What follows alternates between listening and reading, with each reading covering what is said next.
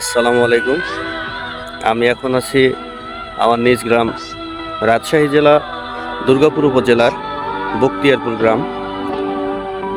আজকে রাত্রে গত রাত্রে এত পরিমাণ বৃষ্টি হয়েছে যে বৃষ্টির কারণে আমাদের এলাকার অনেক মানুষের ক্ষতি হয়েছে।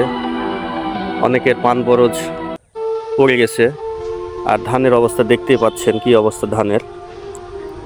এখানে শতকরা ৮০ জন মানুষের 15 দিন পরে হয়তো ধানগুলো কাটতে পারতো বা ঘরে তুলতে পারতো কৃষক, কিন্তু এখন আর সেই স্বপ্নটা ধূলিসাৎ হয়ে গেছে।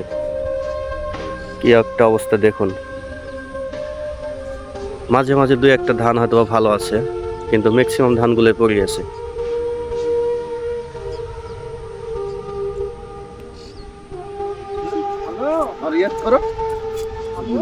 তোমার 100% ধান পড়েছে দোস্ত।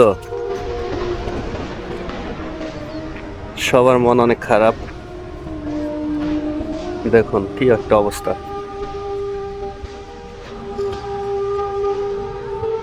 আমি এই জায়গাগুলো নেই ভিডিও করতাম, আপনারা প্রত্যেকটা ভিডিওতে দেখেছেন কি সুন্দরভাবে ধানগুলো থাকতো।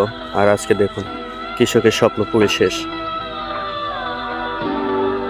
কৃষকের মাথায় বাস।